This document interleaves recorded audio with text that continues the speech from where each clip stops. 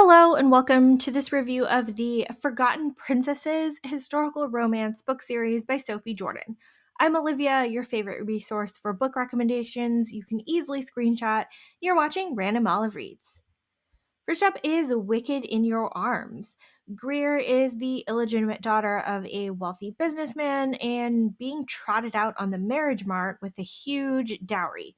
While she is hiding behind some potted plants and avoiding the general gossip around her, she overhears a prince disparaging her. Now, Sebastian is out to marry an heiress so that he can bring her home to his impoverished, war torn country, and believes Greer to be completely unsuitable for anything except being a mistress. Sav and Greer angrily flirt every time they're together, even though they're both sort of courting other people. They somehow end up having an affair and ultimately get caught in a compromising situation. There's tons more drama involving some shady side characters, which definitely keeps things interesting.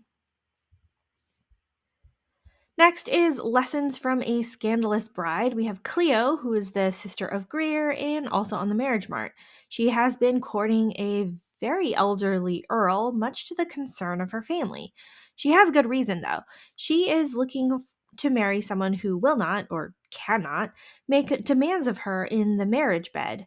Cleo has had the trauma of caring for too many siblings, watching the weak ones pass away, and carrying away her stillborn siblings, while she sees her mother suffer the ills of childbirth, of labor, and the demands of her husband.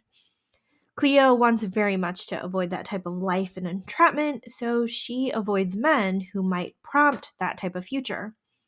Meanwhile, Logan is in London to find an heiress to marry so that he can restore his castle in Scotland.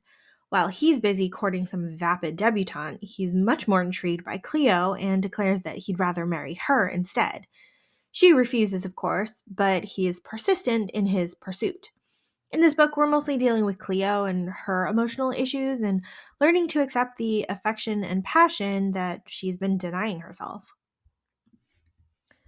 The Earl in My Bed is a little novella that falls between books 2 and 3. We have Paget, who is the vicar's daughter of a country village, who's been longtime friends with two of the local Earl's sons, but not so friendly with the middle son, Jamie, who is always pretentious and snotty. Jamie is back as the new Earl after the death of his older brother and is just as snotty as he has always been.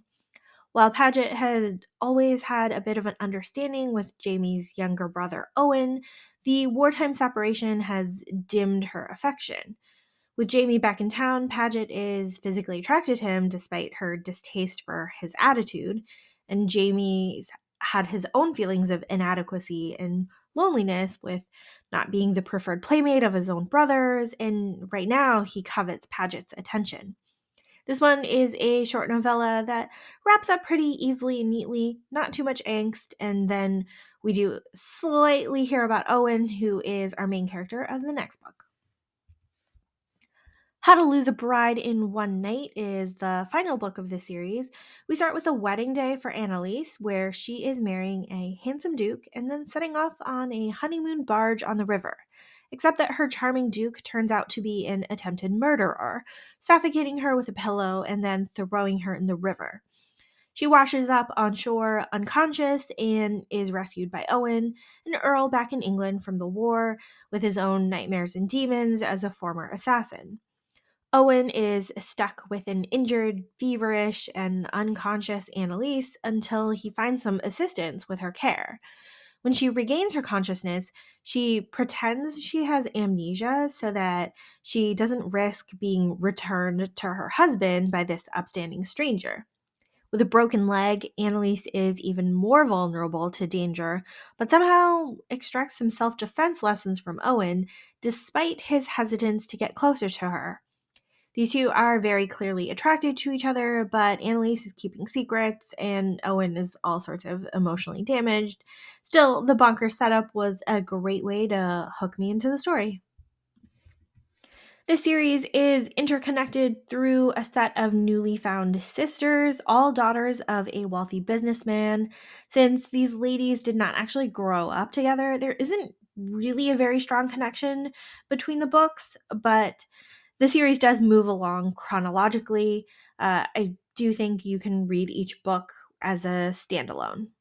The first two books seem to have a very similar framing, with the ladies being resistant to being pursued by the men in the story for different reasons, but the bickering was pretty similar. And then both of them were sort of compromised into marriage. The last book was more of a detour from the other two in terms of plot.